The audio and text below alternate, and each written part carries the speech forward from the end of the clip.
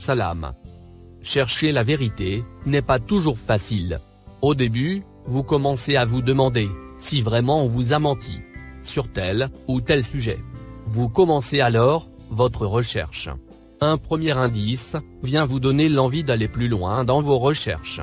Et c'est ainsi que vous allez évoluer de découverte en découverte. Chaque nouvelle découverte efface vos croyances d'avant. Les choses ou les informations en lesquelles vous avez cru s'avèrent fausses. Au début, il y a répulsion de votre part. Vous allez vous dire, ce n'est pas vrai. Il doit forcément y avoir une explication raisonnable. Surtout lorsque vous découvrez qu'on vous a menti sur toute la longueur de votre vie. De nouvelles informations viennent détruire une majorité importante de vos convictions. Vous êtes alors atterré, abattu. Vous allez vous dire, comment est-ce possible? Vous vous dites, des gens qui vous ont menti. Ce sont des gens de science. Des gens nobles. Des personnalités irréprochables. C'est eux qui m'ont éduqué. Sur tout ce qui concerne la vie ici-bas. Vous êtes frustré. Un temps de réflexion vous est alors nécessaire pour mettre au point tout ce que vous venez de découvrir et qui remet en question votre savoir. Et ça ne s'arrête pas là. Il y aura toujours d'autres découvertes qui viendront effacer au fur et à mesure d'autres convictions. Et c'est exactement ce qui m'est arrivé. Après avoir découvert la Terre plate, je me suis dit que le Coran devrait en principe confirmer mes découvertes. En cherchant dans le Coran, j'ai découvert plusieurs versets qui confirment par leur apparence que la Terre est plate et fixe.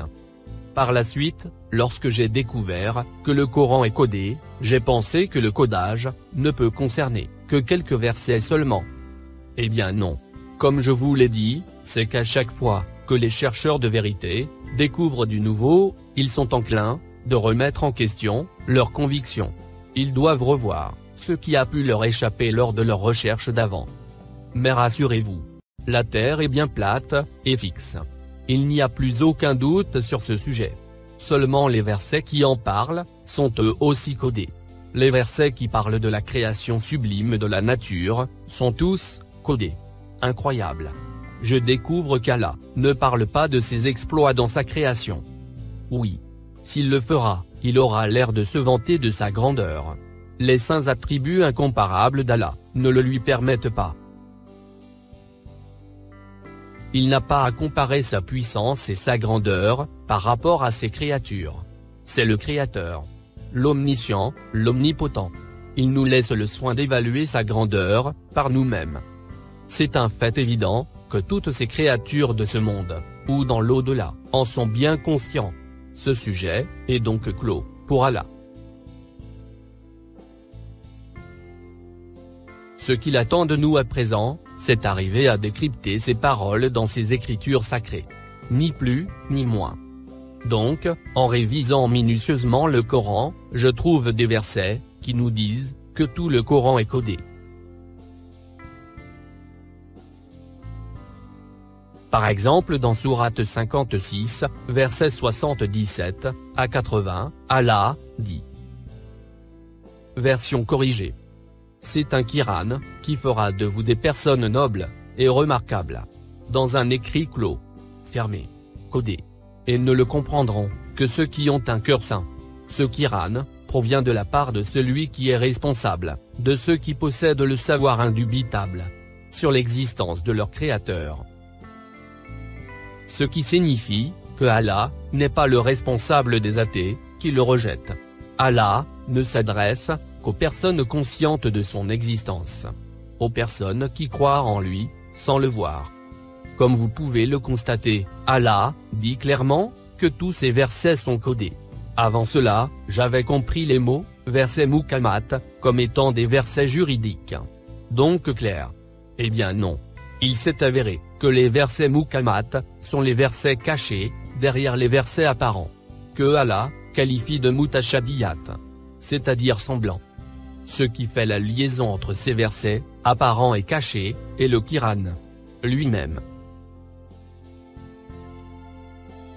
Quran signifie la liaison entre deux entités. Les versets apparents racontent des histoires irréelles et qui peuvent prêter à différentes interprétations. Ces versets, appelés aussi versets Matani, par Allah lui-même, ont le pouvoir de nous tromper, de nous égarer. Et surtout, nous faire très mal, si on les prend exactement pour leur apparence. Allah est trop glorieux. Il ne veut pas que l'on prenne ses écritures à la légère. Il ne veut pas que n'importe quel imbécile puisse comprendre ses écritures rapidement. Ensuite, les archiver dans le tiroir des oublis. Ces écritures ne ressemblent en rien à celles des humains. Il veut qu'on soit des créatures conscientes de la puissance de ses écrits. Il veut qu'on arrive à décoder ses écritures, afin de bien comprendre ce qu'il attend de nous. Et ainsi, mériter le titre de califat. J'ai aussi découvert une chose très importante. Allah ne s'implique jamais dans la vie privée des gens. Par exemple, ce que nous mangeons, la façon dont nous nous habillons, et ce genre de futilités. Ce qui l'intéresse, c'est notre comportement, avec nous-mêmes, ou envers les autres. Et en particulier, avec Allah, lui-même. La chose essentielle que Allah exige de nous, est de comprendre ses écritures. Croire au codage de ses écritures. 99% de ces écritures ne parlent que de la façon dont ces écritures sont codées, et comment les gens se comportent avec elles. Et comment les gens doivent se comporter avec ces écritures. Allah veut qu'on soit des penseurs réfléchis. Nous sommes donc à l'essai. Nous sommes en train de passer un examen sur terre. Allah est en train d'évaluer nos capacités pour le mérite du califat. Il attend de nous qu'on soit des juges judicieux, capables de prendre nos propres responsabilités, capables d'aller chercher les solutions adéquates à nos problèmes et à celles des autres. Ne pas attendre les autres, les résoudre pour nous. En clair, des débrouillards qui ont la sagesse et le bon sens de pouvoir mettre les choses exactement à leur place.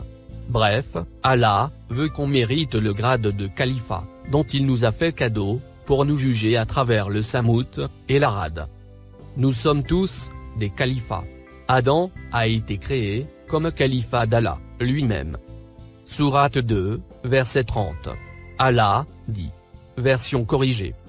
Et lorsque ton Seigneur est responsable de toi, dis aux anges, je vais établir un califat, qui pourra m'être fidèle, et me sera pleinement soumis.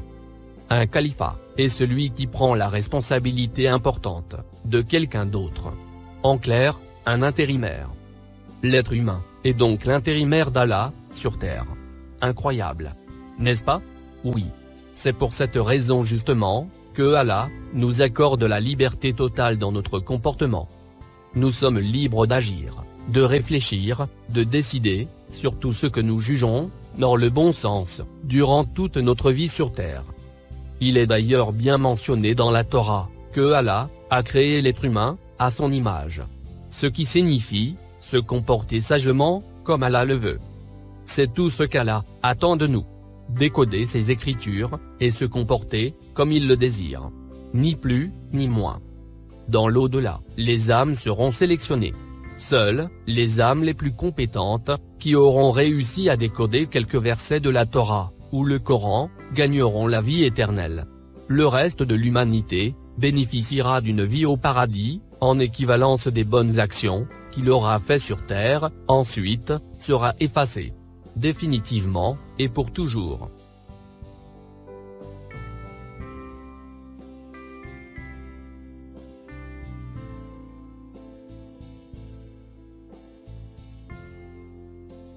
Les versets qui relatent des histoires miracles, irréelles, comme par exemple, le prophète Moussa, qui transforme son bâton magique, en serpent.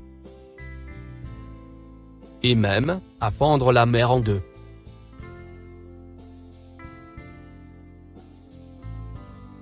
Ou la fourmi qui parle.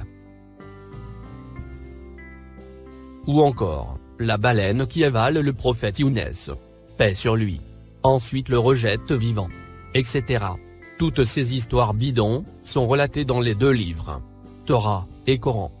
Pourquoi? Tout simplement, parce qu'Allah nous accorde deux chances, afin de pouvoir décoder ses écritures, dans l'une, ou l'autre des deux langues. Une troisième chance nous est aussi accordée, avec l'arrivée du prophète Aïssa. Paix sur lui.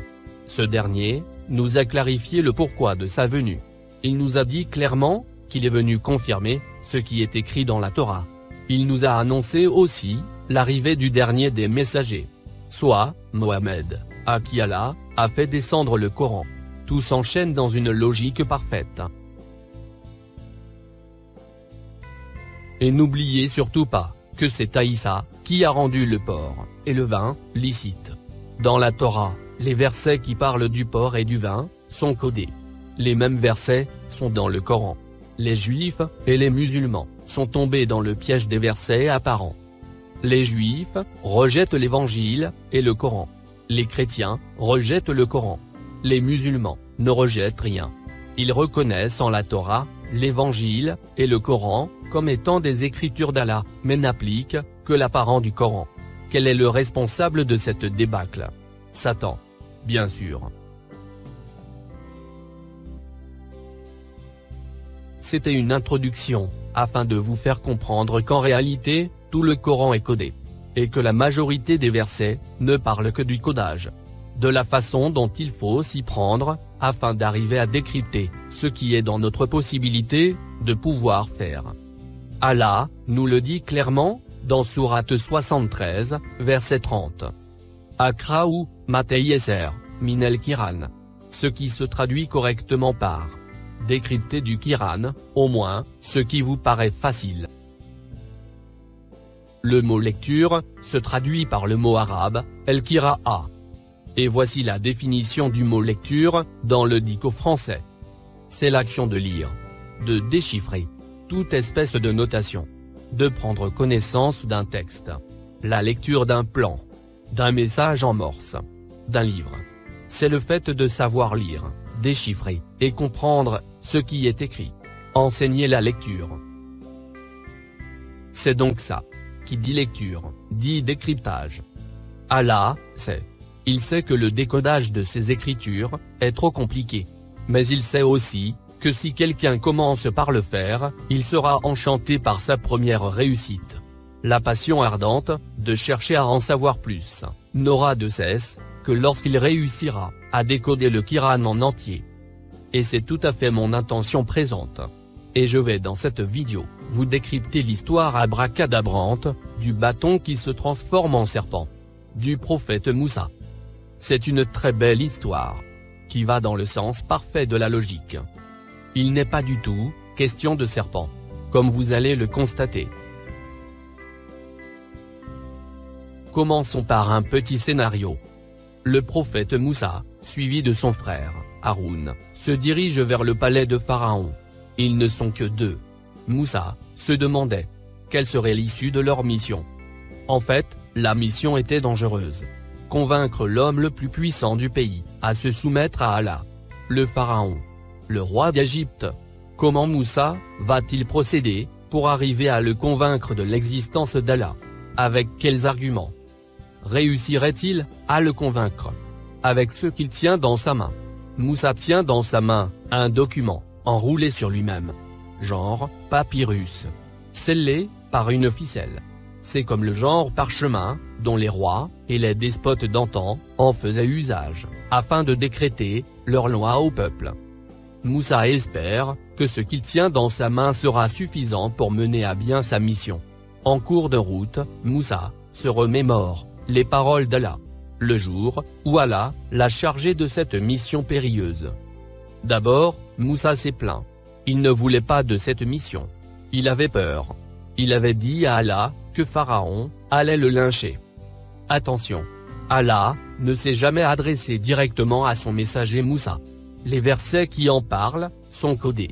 Les ordres d'Allah avaient été transmis à Moussa par l'intermédiaire de Djibraïl. Paix sur lui. Fidèle messager d'Allah. Moussa n'était donc pas du tout enchanté d'aller rendre visite à Pharaon. Il avait demandé à Allah de désigner son frère Haroun pour l'accompagner. Ce que Allah consentit. Ayant constaté la peur évidente de Moussa, Allah avait dit: n'ayez pas peur donc. Je serai là, avec vous deux. Je verrai tout, et je contrôlerai toute la situation, afin qu'il ne vous arrive aucun mal.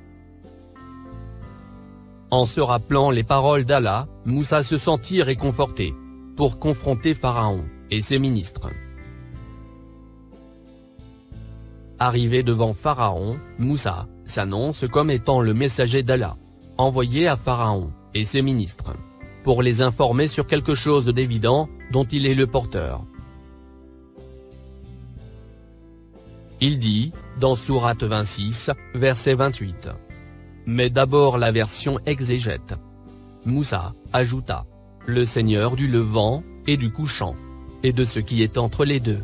Si seulement vous compreniez. Très pauvre. Comme interprétation et traduction. Analysons un peu ce verset. Le mot en surbrillance jaune se prononce Rab. Il signifie responsable. Ici, il désigne le responsable des Écritures, soit Allah.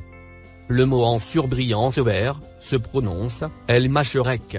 Il désigne couramment le levant, ou le point cardinal est. Ok. Le mot en surbrillance bleu se prononce El Maghreb, ou Maghrib. Il désigne couramment l'ouest. D'accord. Allah nous dit en apparence qu'il est le responsable de ces deux points cardinaux. La question qui se pose alors, qui est le Dieu, ou responsable, du sud et du nord? Ce n'est plus Allah? Foutaise. Les deux mots, Masherek et Maghreb, sont donc codés. Ils ne font pas allusion aux points cardinaux, mais aux écritures sacrées, dont Moussa en est le porteur. Voyons le dico. Nous avons le nom commun, Masherik. Nous lisons El Masherik. C'est le côté d'où se lève le soleil. Encore. Avec le verbe sharaka. Nous lisons Sharika, la chose. La chose s'est mélangée, s'est embrouillée. Encore. Sharika, entre eux, avec le mal. Il a généré entre eux, le désaccord. Encore. Sharika, l'endroit, de ses occupants. L'endroit est encombré par ses occupants. Il devient réduit. Encore. El Sharkou. Le soleil. Encore. Ashraka, son ami. Il a plongé son ami, dans un état extrêmement pénible. On sort avec quoi? Avec ceci. Le mashrik désigne ici les écritures apparentes des versets. L'apparent des versets peut nous aveugler comme les rayons du soleil. Il peut générer le désaccord entre les croyants qui lisent ces versets apparents.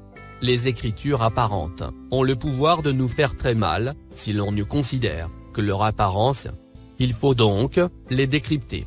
Et leur décryptage n'est pas du tout facile. Il est plutôt extrêmement compliqué.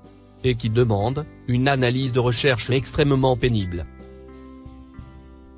Pour le mot El Maghreb, nous lisons sur le dico. El Maghreb. Le côté du coucher du soleil. Encore. El Moughrib. Tout ce qui est derrière toi, et protège tes arrières. Encore. Verbe, Garaba. Nous lisons. Garaba, de lui. Il s'est arraché de lui. Il s'est écarté de lui. Encore. Garaba, de lui, le sujet. Le sujet, lui est passé sous le nez. Il ne l'a pas remarqué. On sort avec quoi? Avec ceci. El Maghrib, ou Maghreb, désigne le cachet des écritures codées.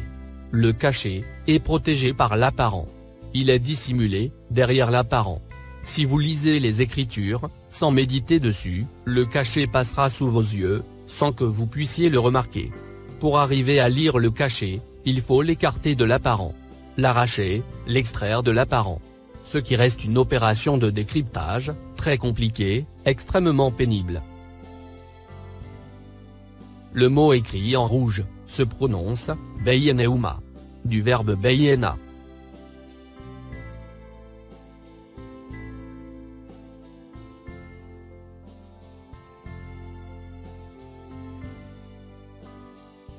Nous lisons. Beyena la fille.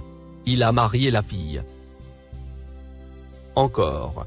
Beyena, son avis sur quelque chose. Il l'a bien détaillé. Il l'a interprété, clairement. Encore. El Beynou. Ce qui est clair. Encore. El Bainou a pris fin entre eux. C'est le divorce entre eux. On sort avec ceci. Le mot Bayeneouma désigne la liaison entre l'apparent et le caché. Et que Allah appelle Kiran. Et c'est le nom que Allah a donné au livre des musulmans, et qu'on appelle Coran. La véritable prononciation du Coran est Kiran. Et non Coran. C'est l'ajout des voyelles par les exégètes, qui ont changé le mot Kiran en Coran. Le Kiran est le lien qui marie l'apparent au caché. Ce lien, qu'on appelle Kiran.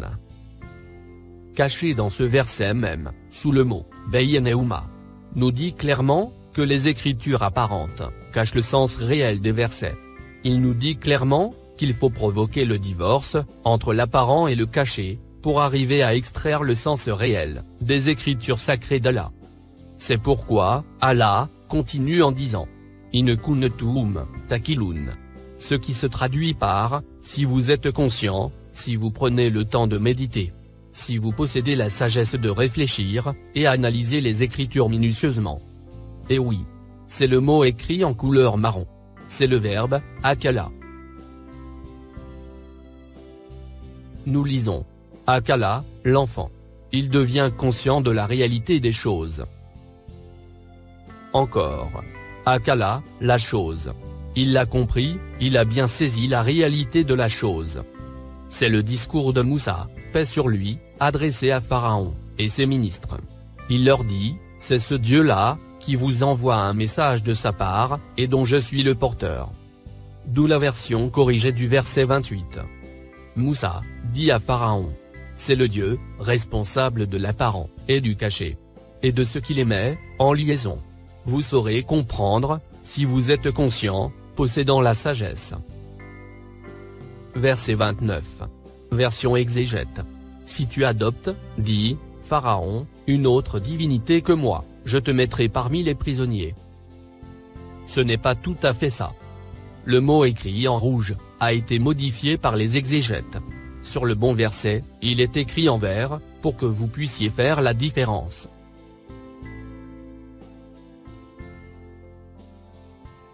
Le mauvais se prononce laïni. Les exégètes l'ont interprété par les deux mots. Si, tu. En réalité, le vrai mot se prononce laïen. Il signifie souple, détendu, sans inquiétude, abordable. Moussa, quoique rassuré, redoutait la réponse de ce puissant roi, qui se proclame Dieu. D'où la version corrigée du verset 29. Pharaon répond à Moussa. Détends-toi. Mais si tu cherches à prendre comme Dieu, un autre que moi, c'est la prison qui t'attend. Verset 30. Version corrigée. Moussa répond. Même si je viens à toi avec une chose claire et évidente. Verset 31. Version corrigée. Pharaon dit. Fais voir ce que tu prétends posséder, comme preuve évidente, si tu dis vrai. Mais quelle est donc cette preuve évidente? Qu'est-ce qu'il y avait dans la main de Moussa? Un bâton? Une canne à pêche? Non. Rien de tout cela. Moussa tenait dans sa main un papyrus. Un rouleau de papyrus, retenu par un petit cordon. Comme les exemples que vous voyez sur ces images. Verset 32. Version exégète, Moussa jeta donc son bâton, et le voilà devenu un serpent manifeste.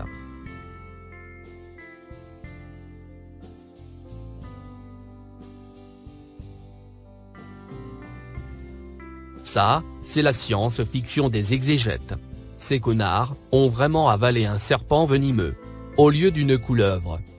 Et figurez-vous, qu'il n'y a pas que les musulmans, qui sont tombés dans ce piège des plus ingénieux. Les juifs, et les chrétiens aussi, croient à cette histoire abracadabrante. Puisque cette histoire, est aussi relatée, de la même manière sournoise dans la Torah. C'est vous dire combien, Allah, peut se montrer sournois, et rire des hypocrites, qui prennent ces écritures sacrées à la légère. Ah. À propos. Savez-vous quel est le mot, avec lequel, Allah, commence à écrire ces versets? Tenez. Regardez. Toutes les écritures des sourates, ou chapitres, commencent par le mot, Basmala. c'est le verbe basama, qui signifie « sourire ».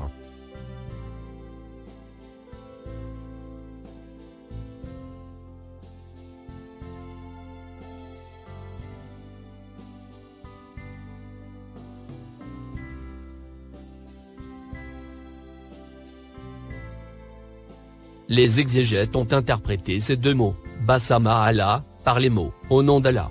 C'est archi faux. On en fait des découvertes. N'est-ce pas? Eh oui. Les exégètes prononcent le mot Basama, comme ceci. Bismi. C'est-à-dire, au nom de. Mais sur le mot écrit dans le Coran, il n'existe pas de lettre, alif, après la lettre B. Comparez s'il vous plaît. La différence est flagrante, entre, Bismi, et Basama.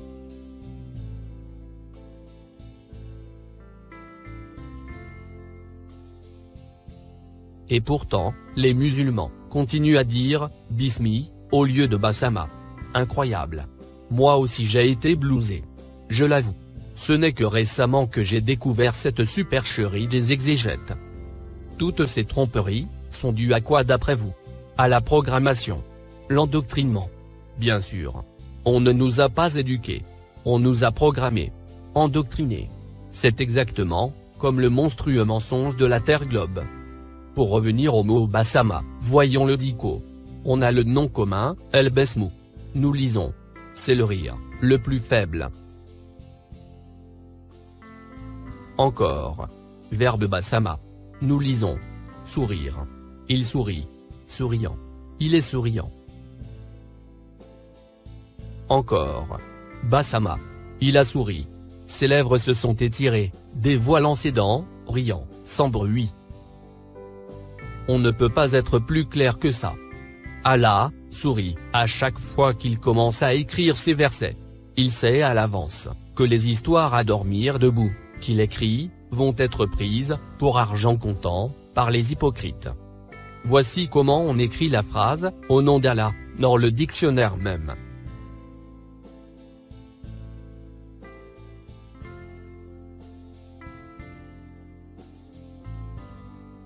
Il y a bien la lettre alif, après la lettre B. Conclusion. Sur le Coran, il est écrit « Allah sourit », non pas « au nom d'Allah ». Bien. On continue. Dans verset 32, les exégètes nous disent donc ceci, Moussa jeta donc son bâton, et le voilà devenu un serpent manifeste. Foutaise. Le mot en surbrillance jaune, se prononce, alka. C'est le verbe, jeter au loin, se débarrasser de. Se prononcer. Proposer, suggérer, laisser entendre. Exposer. Voyons le dico. Verbe, alka. Nous lisons. Il lui, alka, des paroles, ou, avec des paroles. Il l'a informé avec des paroles. Encore. Il lui alaka, une question, dont il n'a pu trouver de réponse. Il lui a proposé une question, sur un sujet dont lui-même, n'arrive pas à trouver la solution. Encore.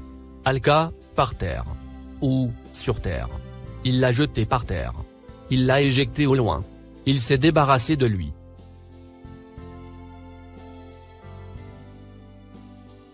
Moussa s'est donc débarrassé de quelque chose qu'il tenait dans sa main. Mais quoi?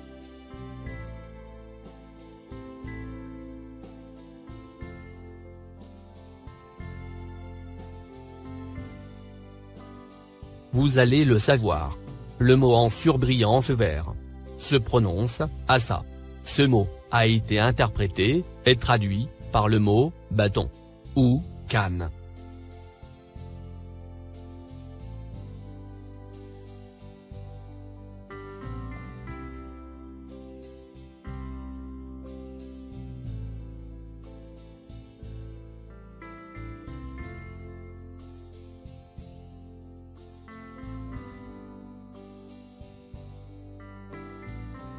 En dehors du bâton, et de la canne, ce mot désigne quelque chose, qui fait rempart. Qui s'oppose à vous.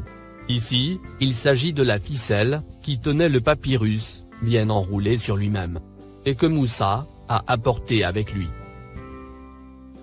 Voyons le dico. Verbe assa. Nous lisons. à ça, la plaie de la blessure. Il l'a serrée avec un bandage. C'est donc bien ce qu'a fait Moussa. Il a dénoué la ficelle, qui tenait le papyrus, et l'a mise de côté. Il ne s'agit donc pas d'un bâton. Ni d'une canne. On continue. Le mot écrit en rouge, se prononce, Taben. Ce mot a été interprété par le mot, serpent. Tout d'abord, ce mot a été modifié. Voici le bon verset. Vous remarquerez, qu'il n'existe pas de lettre, alif, devant la lettre B. Maintenant, regardez, comment il est écrit, sur le verset modifié. On voit bien la lettre, alif, devant la lettre B. Pourquoi ont-ils fait ça? Parce qu'ils n'ont pas compris le mot écrit par Allah, lui-même. Ils ont alors ajouté la lettre alif, pour lui donner la signification du serpent. C'est la mauvaise foi des prétentieux. Ils n'ont pas osé avouer, ne pas comprendre ce mot. Bien. Voyons le dico. Nous trouvons la racine du mot, ta'aben, c'est le verbe ta'aba. Nous lisons. Ta'aba, l'eau, et le sang. Il a provoqué leur distension, les a fait couler. Nous avons le nom commun, Ta'abou. Nous lisons. Ta'abou. C'est la coulée de l'eau d'une rivière. Le pluriel, est, Ta'aban.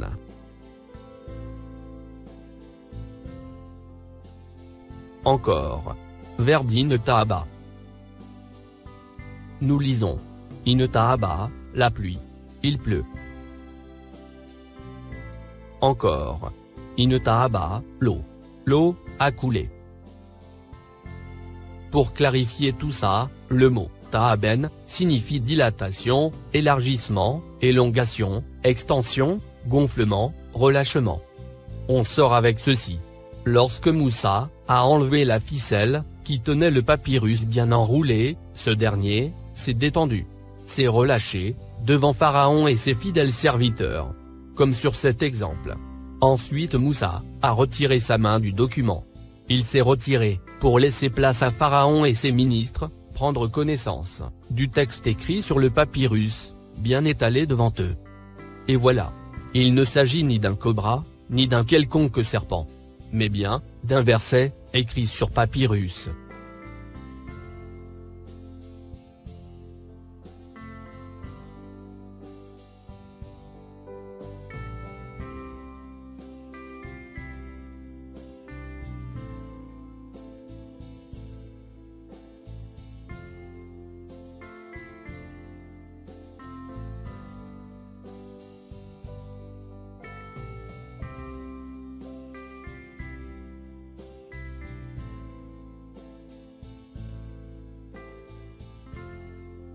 Le mot moubin, à la fin du verset, et qui signifie, clairement, vient nous confirmer, que les écritures sur le document étalé sur toute sa longueur, étaient bien claires, aux yeux de Pharaon, et ses membres.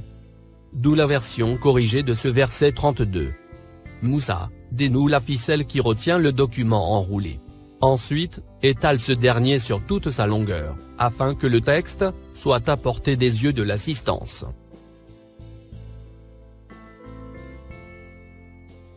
Verset 33. Version exégète. Et il tira sa main. Et voilà qu'elle était blanche, étincelante, à ceux qui regardaient. Waouh! Moussa se transforme en fantôme. Il a la main blanche, et des trous noirs à la place des yeux. Toujours des fantastiques, ces exégètes. Et en plus, une traduction à la con.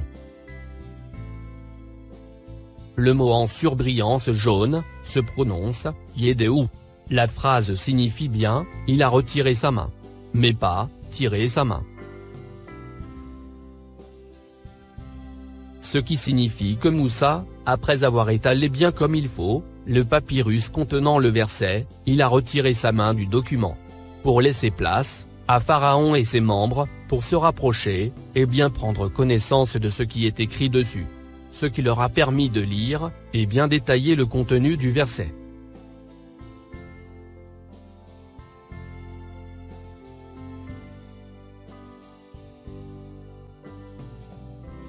Le mot en surbrillance vert, se prononce Hiya. On peut le traduire par le pronom personnel, elle, ou par le pronom possessif, ça. Les exégètes l'ont interprété comme étant sa main. La main de Moussa. Foutaise. Que ce soit le pronom personnel, elle, ou le possessif, ça, ce mot au féminin, désigne la hayat.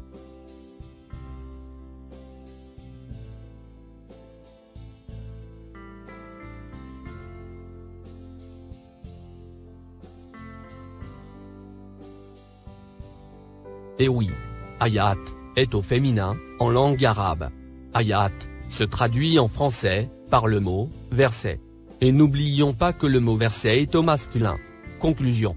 Le mot hiya, en surbrillance vert, désigne la hayat.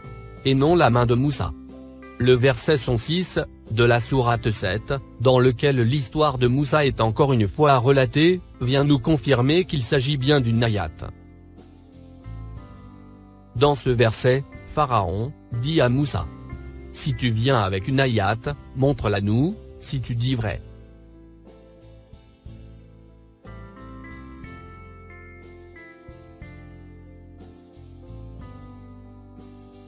Maintenant, le mot en surbrillance bleue. Il se prononce Baïda. Il a été interprété par le mot blanche. De la couleur blanche. Oui, mais encore. Verbe Bayada. Nous lisons. Bayada, Allah, son cœur. Allah a purifié son cœur de toute impureté. Ce qui signifie que le verset, ou l'ayat, est une écriture, purifiée de tout mensonge, ou impureté. Et ce qui apparaît donc, aux yeux de Pharaon et ses membres, ne relate que la vérité pure, provenant d'Allah, pour ceux qui possèdent la sagesse, de méditer dessus, afin de décrypter les mots écrits sur le document.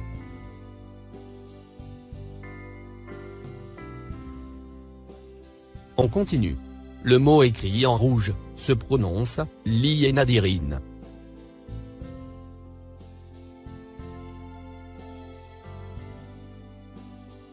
Il se traduit par pour ceux qui méditent, qui réfléchissent. Ce mot, Nadirin, a été interprété par ceux qui regardent. Très peu pour moi. Ceux qui regardent quoi? La main blanche de Moussa. Selon ces débiles d'exégètes. Foutaise. Voici donc la version corrigée du verset 33. Après avoir déroulé et étalé le papyrus contenant le verset, Moussa retira sa main du document, pour laisser place, à Pharaon et ses ministres, le soin de bien examiner le texte écrit dessus. Verset 34. Version exégète, Pharaon dit aux notables autour de lui: voilà en vérité, un magicien savant. Foutaise. Pharaon parle de ce qui est écrit dans le verset. Il ne fait pas allusion à Moussa lui-même. Voyons le dico. Le mot en surbrillance jaune, a été modifié par ces tricheurs. Ils ont ajouté une lettre alif, que vous voyez en rouge, sur le mot, sier. Ils ont changé complètement sa prononciation, et sa signification. Ils l'ont rendu, Sahar, au lieu de Sier. Le bon mot, est écrit en vert sur le verset du dessus. Voyons le dico. Verbe Sahara. Nous lisons. Sahara, de lui. Il s'est éloigné de lui. Encore. Sahara ou, de son travail. Il l'a écarté de son travail.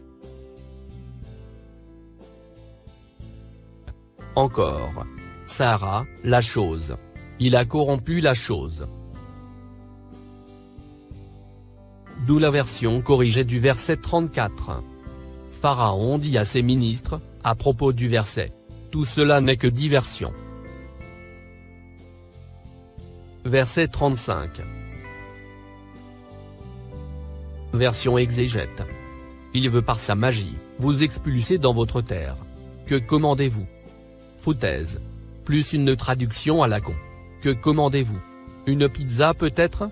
Et comme si Moussa, et son frère, Haroun, complètement démunis, pouvait par enchantement, expulser de leur terre, le puissant roi d'Égypte, et son armée. Pour cela, Moussa doit se transformer en super-héros. Et pourquoi pas, en Superman. Puisque nous y sommes, dans la science-fiction de ces débiles d'exégètes. Bien. Le mot en surbrillance jaune, se prononce, Ardikoum. Ce qui a été interprété, par, votre terre.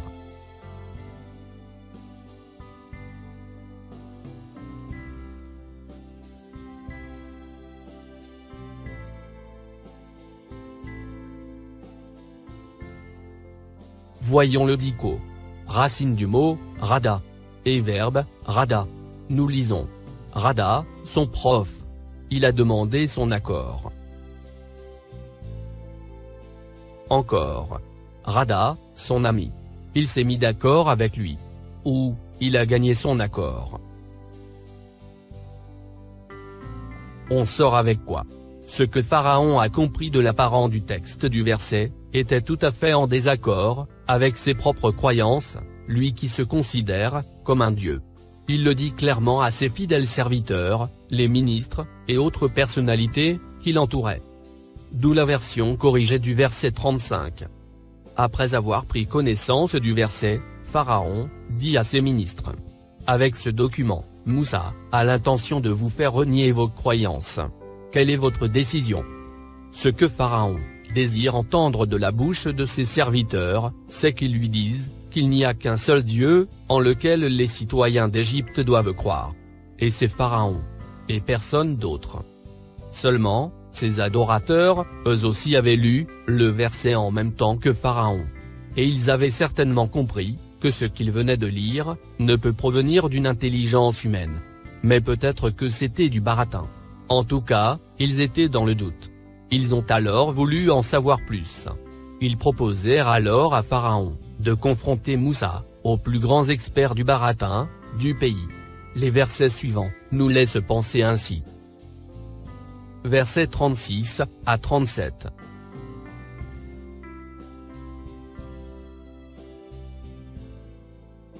Version corrigée. Les ministres répondent à Pharaon. Gardons Moussa, et son frère ici. Et faisons envoyer, nos représentants, réunir tous les experts du pays, capables d'inventer de pareils écrits. Verset 38. Version corrigée. Un rendez-vous au palais de Pharaon, fut pris alors, pour réunir tous les experts en tromperie, et diversion. Versets 39 à 40.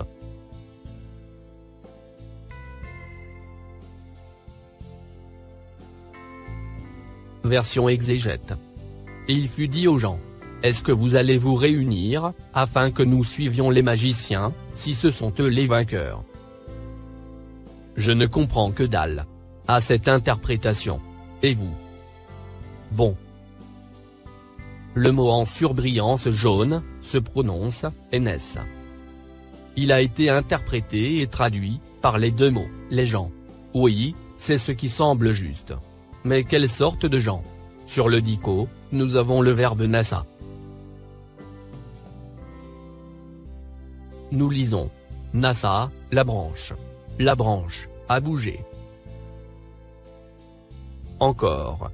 Nasa, dans son amusement. Il s'est diverti, il s'est embrouillé. Encore. Nasa, les chameaux. Il les a guidés. Les a manipulés. N'oubliez pas, que les mots des versets du Coran, ont été choisis par Allah, lui-même. Allah, qualifie donc les gens de Pharaon, de gens manipulés, guidés, divertis, par le puissant roi, qui se proclame leur Dieu. D'où la version corrigée des versets 39 à 40. On prépare alors tout le monde, à rester toujours fidèle au roi, en leur disant. Soyez prêts à soutenir les experts. Peut-être qu'ils sortiront vainqueurs. Verset 41. Version corrigée. Une fois arrivés devant Pharaon, les experts en expression orale, disent à Pharaon. Y aura-t-il une récompense pour nous, si l'on sort vainqueur? Verset 42. Version corrigée. Pharaon dit oui. et vous serez parmi mes préférés serviteurs. Verset 43. Version corrigée. Moussa dit alors à ceux venus l'affronter: allez, dites ce que vous avez l'intention de balancer comme tromperie. Verset 44. Version corrigée. Ils ont commencé alors à enchaîner des paroles confuses, incompréhensibles à l'audition de l'assistance. Des mots casse-mâchoire, qui n'ont aucun sens pour les gens qui écoutent. Et cela, tout en criant « Nous sommes les meilleurs ». Verset 45. Version corrigée. Vient ensuite le tour de Moussa. Ce dernier commence à lire le verset à haute voix.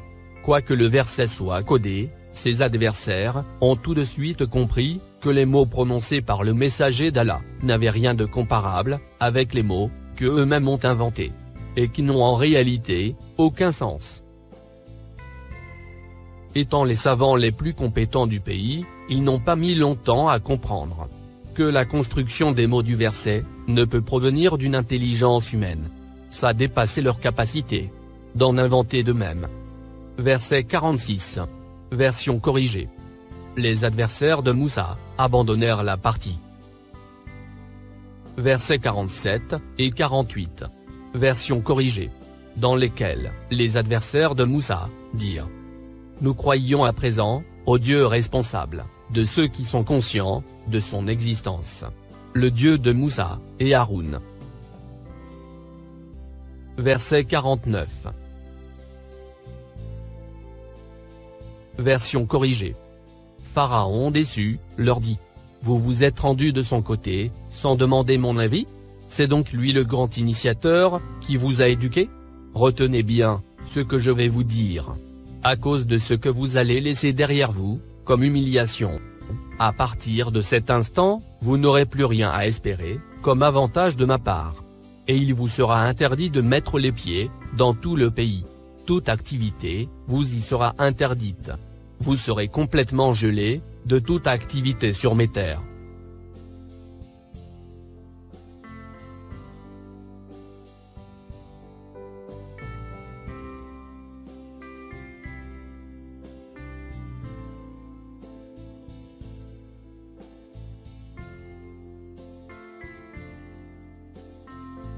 Versets 50 et 51.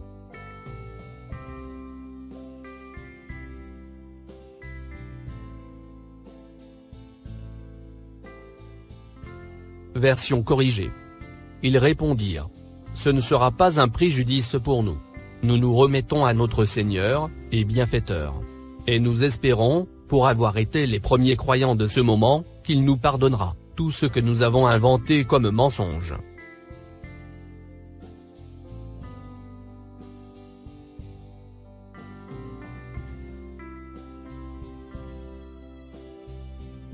Et c'est l'issue finale de la confrontation entre Moussa et ses opposants. Seuls les savants se sont soumis à Allah. Pharaon s'est révolté par son arrogance. Ses fidèles proches et confidents n'ont eu le choix que de suivre l'exemple de leur dieu Pharaon, par peur de représailles de la part du tyran.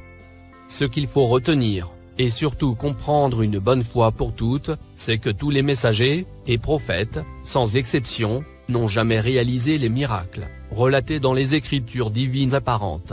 Toutes ces histoires abracadabrantes ne sont là que pour tromper les arrogants et les hypocrites. Réfléchissez un peu. Si vraiment miracle il y a eu, pourquoi Allah n'en fait plus de nos jours? Allah ne sait plus comment réaliser des miracles? Ou quoi? Donc non. Allah respecte les lois qui régissent notre monde terrestre. Il ne fait pas des choses qui vont au-delà de notre compréhension. Remarquez encore une chose importante concernant les messagers. Tous les messagers et prophètes ont eu du mal à transmettre les écritures d'Allah. Ils ont tous été rejetés, insultés, humiliés, et même battus. Pourquoi? Tout simplement parce qu'ils ne portaient avec eux que des versets, des écritures. Ni plus, ni moins. Si tous ces miracles, relatés dans les écritures, avaient vraiment eu lieu, tout le monde aurait cru en Dieu. N'est-ce pas? Ceci est la preuve inéluctable qu'il n'y a jamais eu de grand miracle. Comme cette histoire abracadabrante, du bâton qui se transforme en serpent. Figurez-vous aussi, que Allah n'a jamais massacré des peuples dans le passé. Comme l'exemple de Sodome et Gomorrhe. Tous les versets qui en parlent, sont codés. Si Allah punissait les gens sur terre, pourquoi alors les juger dans l'au-delà? Pensez-y. Maintenant, le dhikr qu'il faut retenir de cet événement historique, et qui s'est réellement passé en Égypte, c'est qu'Allah veut porter à notre attention, que si nous nous considérons comme étant des sages, nous prenons quand même ces versets à la légère. La preuve. La majorité des croyants, juifs, chrétiens, et musulmans, ne croient toujours pas au cryptage, ou codage, des écritures sacrées d'Allah. Alors que d'autres, moins sages que nous, ont tout de suite compris la puissance et l'ingéniosité divine, avec lesquelles les versets ont été créés. Certes, les savants experts en baratin, qui ont affronté Moussa, n'étaient pas des saints. Mais une fois la vérité exposée à leurs oreilles, ils ont tout de suite eu la sagesse de se soumettre à plus fort qu'eux. Conclusion. La vérité restera vérité. Même si elle reste cachée derrière des histoires bidons, aux yeux des arrogants, comme Pharaon. Et les hypocrites, comme les sunnites.